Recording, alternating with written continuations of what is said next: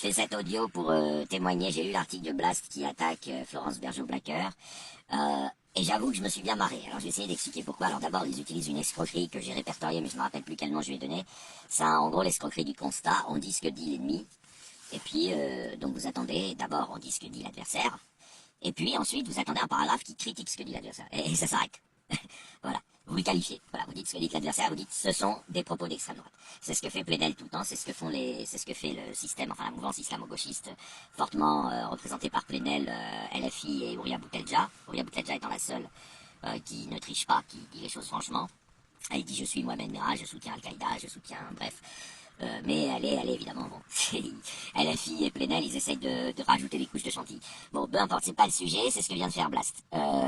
Ils prétendent dénoncer Florence Bergeau-Blacker en examinant un centre de recherche qu'elle a dû créer il y a quelques jours ou quelques semaines et qui n'est pas en fait démarré.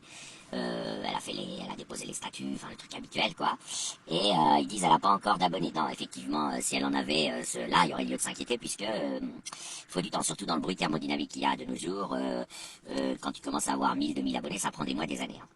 Je trouve ça très bien qu'elle ait fait ça, parce que d'une part ça la protège, hein, je rappelle que l'islam l'exécutera dès qu'il en aura l'occasion, comme il a exécuté Samuel Paty, la rédaction de Charlie, comme il a tenté d'exécuter Salman Rushdie, comme il vient d'exécuter Salwan Momika, et comme il a exécuté Theo Van Gogh. Donc c'est plutôt bien qu'elle monte des structures officielles, qu'elle parte à la recherche de financement. Je vous ai mis je vous montre ce que Blast fait. Je veux dire, j'ai pris le truc qui résume le plus ce que Blast fait. Il dit, voilà ce que dit Florence Bergeau-Blacker et vous avez à l'écran. Vous l'avez à l'écran. Moi, je le vois pas là. Je peux pas le lire, je le vois pas parce que j'enregistre avec une appliquette et ensuite je fais une conversion de l'audio à la vidéo. Bah oui, bah c'est vrai. Elle a raison. C'est aussi bête que ça. Donc l'un des gros arguments, si vous voulez, enfin l'une des grosses techniques de mensonge et d'escroquerie de cette mouvance islamo-gauchisme, on va dire, des LFistes et de Plenel, de Mediapart, de cette mouvance militante anti-Occident, anti-libéralisme, anti-capitaliste, etc. et qui a décidé de s'allier avec le djihad pour renverser le capitalisme. J'ai déjà fait une vidéo sur pourquoi LFI fait semblant d'être nazi pour attirer des troupes. Leur technique consiste à expliquer, voilà, ils disent ça et donc ils sont fachos. Alors Florence Bergeau-Blacker, elle est régulièrement accusée par les fachos d'être du centre, déjà pour commencer.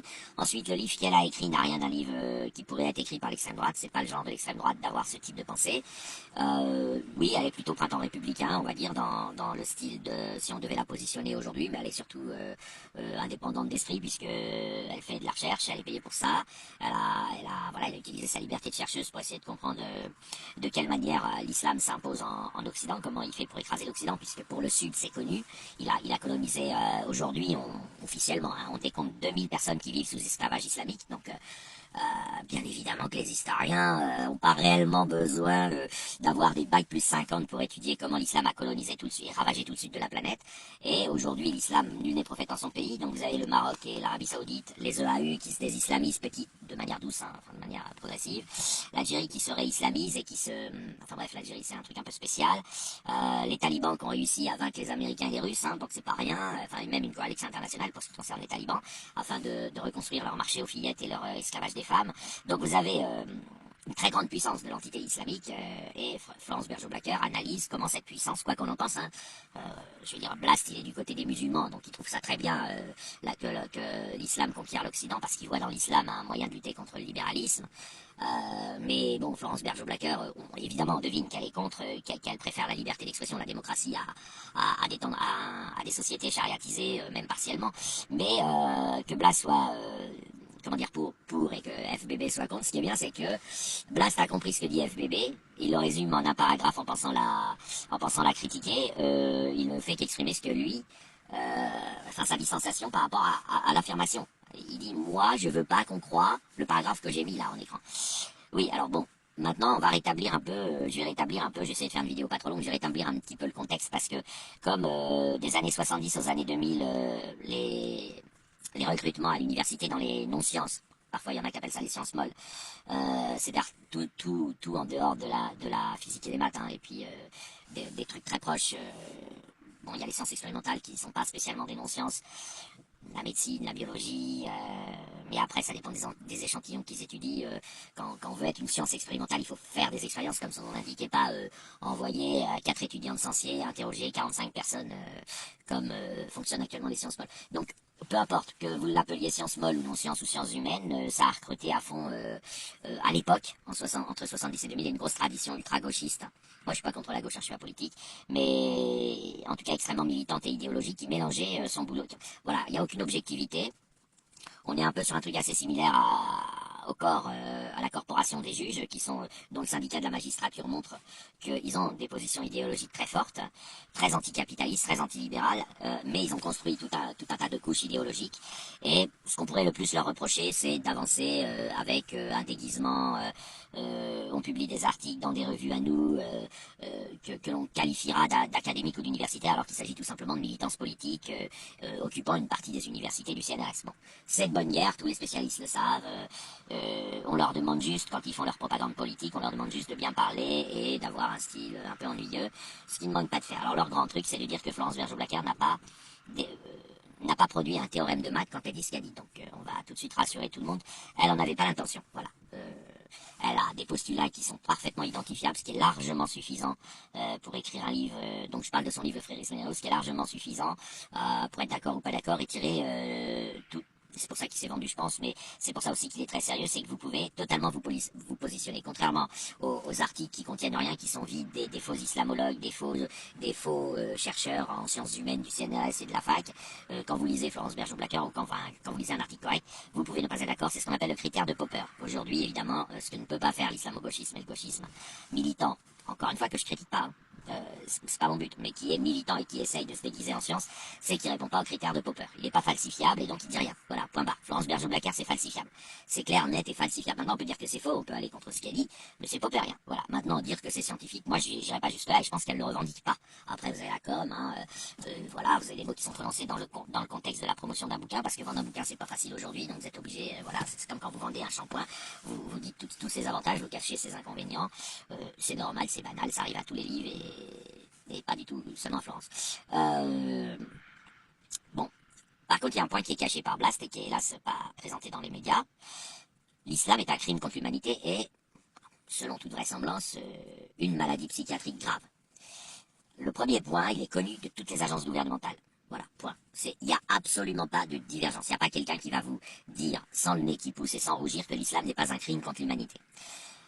Il n'y a que des gens, on va dire, pas du tout informés, pas du tout experts de la question. Donc on a affaire à un crime contre l'humanité, mais qui est puissant. Donc la tradition, c'est d'ailleurs ce que j'appelle le syndrome de Stockholm intellectuel. La tradition face aux entités puissantes qu'on peut pas mettre en prison pour crime contre l'humanité, c'est de les gérer comme des interlocuteurs en liberté. Voilà. Et donc on les accuse pas d'être des criminels contre l'humanité. À mon avis, c'est une erreur. Maintenant, je vais donner les chiffres qui sont totalement officiels et qui viennent de l'UNICEF. L'islam extermine chaque jour 36 000 petites filles. Alors, qu'est-ce que j'entends par exterminer? Il les capture, il les réduit en esclavage sexuel de manière tout à fait légale et officielle, tout à fait halal et officielle. C'est-à-dire que les propriétaires ne sont pas classés. Ils sont classés par l'Occident pédocriminel, hein, par nous, par moi, je considère que c'est des pédocriminels. Mais là où ils agissent, dans le contexte où ils agissent, ils font la fête, ils invitent leur famille, ils appellent ça un mariage. Voilà, l'achat d'une fillette en islam, ça s'appelle un mariage. Et puis ensuite, son viol répétitif et qui est une torture, qui est une séquestration et une torture, ils appellent ça la vie conjugale selon les règles de l'islam et les traditions de l'islam. Donc il y en a 36 000 par jour, ça fait 14 millions par an, ça fait 1 milliard entre aujourd'hui et 2100. C'est 30 fois en débit, c'est-à-dire en nombre de victimes par unité de temps. C'est 30 fois la totalité des débits additionnés de toutes les guerres, massacres, génocides de l'histoire humaine non islamique. Et en plus de ça, pour atteindre cette performance littéralement terrifiante, l'islam vise 1/20 de la population mondiale, à savoir les mineurs, les femmes mineures, les petites filles, les filles, les adolescentes, les jeunes adolescentes. C'est-à-dire 500 millions de personnes en bande passante. Je veux dire, l'islam commet 2 Shoah par an. Voilà, si vous voulez un autre chiffre, c'est 2 Shoah par an. La Shoah, ça a demandé 5 ans à Hitler, mais 15 ans avec les préparatifs. L'islam, depuis très longtemps, depuis 1900 on va dire, et jusqu'à aujourd'hui, et ça continue, c'est 2 Shoah par an dans la population des jeunes femmes. Il a castré, au jour d'aujourd'hui, selon le site de l'UNICEF, 240 millions de fillettes sont en vie et ont été castrées dans leur enfance. On leur a coupé le clitoris. Islamique. Vous avez un article dans Mattel de Tariq Ramadan qui explique que il n'est pas spécialement pour l'excision, donc pour le castrage des fillettes, pour leur couper le clitoris, mais qu'en aucun cas cette pratique ne doit cesser sous la pression occidentale qui n'est pas musulmane. Il dit, soit on l'arrête, soit on continue, mais ça ne doit pas venir d'une mentalité non musulmane. Nous devons en débattre en interne. parce que sinon on se laisserait influencer, etc. Bref, ça continue, on continue de casser les fillettes à tour de bras. Ok, et on continue de violer, et même pour vous dire qu'on n'est pas en voie du progrès, des députés musulmans irakiens se sont réunis en lobby des députés, et ils ont réussi à faire relégaliser la pédocriminalité, c'est-à-dire l'achat et la consommation sexuelle de fillettes, en Irak. Ça vient d'arriver. En Afghanistan, évidemment, depuis que les talibans sont au pouvoir, c'est la norme. Donc voilà, l'islam... il n'y a pas, alors évidemment, la question de publier de manière, enfin de diffuser, pas de publier, c'est publié sur le site de l'UNICEF, c'est publié par pas mal d'experts, ces chiffres sont connus. Maintenant, la question de diffuser avec de la publicité a été tentée. L'islam a menacé, l'entité islamique mondiale a menacé, a dit si vous faites ça, vous êtes mort, vous aurez des attentats partout. Donc, le clip qui a été fait avec Julie Gaillet et Vincent Astier, il a été rangé dans un tiroir. Mais à la base, il était prévu pour être diffusé en prime time, afin voilà, d'alerter les populations occidentales préventivement. Bon, c'était une idée bizarre, elle est sur Mattel, mais le clip, il a été interdit de diffusion par l'islam, qui a dit sinon, voilà. Donc vous êtes face à une entité mondiale connexe, il y a un continuum, comme dirait l'article en résumant la pensée de FBB, et elle se situe au moment où elle amène, et elle propose son livre, elle ne se situe pas dans le contexte, je dirais, d'un grand public qui ignore ça, elle est dans le contexte de, on a un truc qui est connu, qui est factuel, qui est indiscutable, qu'on peut qualifier de crime contre l'humanité. Après, moi, je qualifie ça de handicap parce que j'ai travaillé là-dessus 5 ans à plein temps, donc je sais que c'est un handicap mental, hein, la destruction des récepteurs du beau et du féminin. Bref, mais je crois pas qu'elle cherche à convaincre son lecteur du danger qu'est l'islam. Les talibans, Daesh, les mollahs iraniens, le GIA algérien qui a torturé et exécuté 300 000 personnes, qui étaient de son point de vue pas assez musulmanes et donc qui avaient tendance à se laisser avoir un islam dilué dans une tendance occidentale. 80% de musulmans en prison, enfin 80% des prisonniers sont musulmans. Probabilité quand une femme croise un homme d'être agressée, 80 fois plus élevée, 78 pour être exact, fois plus élevée si l'homme est musulman. Un juif a une probabilité multipliée par 220 d'être agressé, comparée à celle d'un musulman. Et le juif, il sera agressé par un musulman, donc au titre de l'antisémitisme naturel de l'islam, alors que le musulman sera victime d'agressions racistes la plupart du temps, mais pas par un juif. Il y a très peu de juifs. Vous avez un fait islamique qui est connu et que Florence a décidé de ne pas commenter. Le livre qu'elle écrit, c'est qu'elle étudie la mécanique interne, c'est-à-dire le frérisme, ce qu'elle appelle le frérisme. Le marché du halal, le frérisme, enfin, c'est-à-dire toute la partie de l'islam actif. Donc, par là, on entend les gens qui agissent et qui se lèvent le matin en pensant faire avancer l'islam, et qui n'est pas avec une machette en train de menacer de couper la tête son voisin parce qu'il se convertit pas. Vous avez deux grosses composantes dans l'islam. La composante qui avance masquée en costard-cravate, Tariq Ramadan, Marwan Mohammad, Ouria Boutelja, et encore Ouria Boutelja, c'est encore un petit peu autre chose. Enfin, ce qu'on va appeler les fréristes. Les fréristes qui sont déjà plus de 100 000 en France, mais probablement plus de 300 000. Le frérisme, ce sont des radicaux qui s'habillent en cravate et qui veulent faire gagner l'islam en utilisant tous les moyens et pas seulement la menace, le couteau et la terreur. Et puis vous avez des branches plus spécialisées, c'est-à-dire représentées par Colonel Abou Rayyan, Jean-Louis Denis, enfin des mecs en général, ils sont visibles avec leur grande barbe et leur camis, qui eux disent non, on ne doit pas faire ça, on ne doit pas se cacher, faut qu'on agisse, on n'est pas compatible avec la démocratie, avec l'humanisme, on n'a pas à le cacher. Le frérisme, c'est une tendance qui dit, on va d'abord faire semblant d'être démocrate parce que sinon on va être repéré et puis ensuite on va imposer l'islam. Voilà. Elle écrit un bouquin pour parler de ça. Voilà. Moi j'ai fait plein de vidéos qui expliquent pourquoi l'islam est une maladie, donc la peur de l'enfer, etc. Je veux dire, son bouquin, Blast, il décrit son intention de lancer une alerte contre l'islam, il essaye de la vanner, il fait un peu de punchline, et l'article est terminé. Bah et alors? Moi je trouve très bien l'article de Blast. Alors évidemment je comprends que si j'étais à la place de FBB, enfin disons que je me mets à la place de FBB, elle va pas forcément le trouver sympa. Mais qu'est-ce que vous voulez? Blast avoue que FBB a raison, ou du moins Blast dit que FBB dit ci et ça sur l'islam. Mais elle a raison.